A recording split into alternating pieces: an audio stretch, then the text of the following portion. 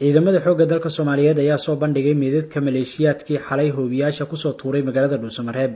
saraakiisha ciidamada xoogga dalka Soomaaliyeed oo goordhow warbaahinta kula hadlay duleedka magaalada Dhuusamareeb ee xarunta dowlad goboleedka Galmudug ayaa xaqiijiyay in ay dileen 3 xubnood oo ka tirsan argagixisada Al-Shabaab oo uu ku jiray horjoogihii kooxdan u qaabilsanaa deegaanada u dhaxeeya Ceelbuur iyo Dhuusamareeb.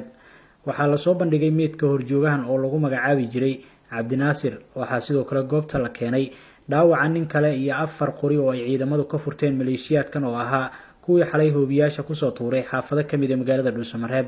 howlgalkan oo ay fuliyeen ciidamada xoogga dalka Soomaaliyeed qaybta 12aad guutada 15aad iyo ciidanka gorgor ee xoogga dalka ayaa lagu soo afjaray kooxdan oo Al-Shabaab u qaabilsanayd arbushida deegaanada hoostaga magaalada Dhuusamareeb oo muddooyinkan ay ku dhuumaalaysanayeen. taliye ku-xigeenka guutada 15aad ee qaybta 12aad gaashaanle Xirsi Cali Quuri ayaa faahfaahin ka bixiyay sida uu dhacay howlgalkan iyo jabka culus ee ku gaaray argagixisada doonaysay inay hurdada u diido shacabka Soomaaliyeed ee ku nool magaalada Dhuusamareeb. cadawga nabadiidka ee Al-Shabaab waxay isku dayeen inay hoobiyaal ku soo tuuraan caasimadda Galmudug ee magaalada madaxda Dhuusamareeb. xalay abaara 6 saacad markay ahayd ay arintaas isku dayeen qorshe military oo aan ku qaadnay cadawga nabadiidka ee Al-Shabaab. waxaan u galnay jidgooyooyin nimankii arxanlaawayaasha ahaa ee ugu talagalay maatada iyo caruurta inay ka qaxiyaan ama naxdin galiyaan oo khalkhalkaasi ay ku cabsiyaan. waxaan qorshihii aan u degnay waxaan u dhignay ilaa 3 jidgooyo. waxay ku dhaceen jidgooyadii u horeysay cadawga jidgooyadii u horeysay markii aan ku dhignay waxaa ka dhimatay ilaa 3 uu ka mid yahay amiirkii watay lagu magacaabo Cabdinaasir. amiirkaasi waa ninka u diiday deegaanada ka soo bilaabata Ceelbuur ilaa Dhuusamareeb inta ka dhaxaysa. amiirka haystu ahaa oo cayayaanka ku abuuray wadankaasi kana shaqeeyay in bulshada ku dhaqan deegaanada Ceelbuur iyo deegaanada hoos yimaada ilaa Dhuusamareeb inta u dhaxaysa inaysan ku harsan ama aysan ku hooyeen hooyooyinka iyo caruurtu. muddo badan aan ku daba joognay oo aan raadinaynay in badan ayuu wuxuu isku dayay inuu caasimadda khalkhal galiyo.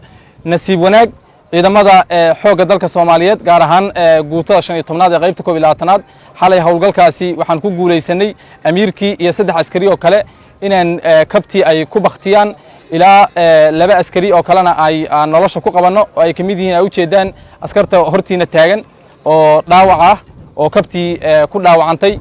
hubkaan arkaysaan iyo hub ka sii badan aan meeshii goobtii ku qabanay rasaastii ay ka carareen iyo qasnadihii iyo aaladii ay wateen waxaa ku dhacay khalkhal aad u weyn.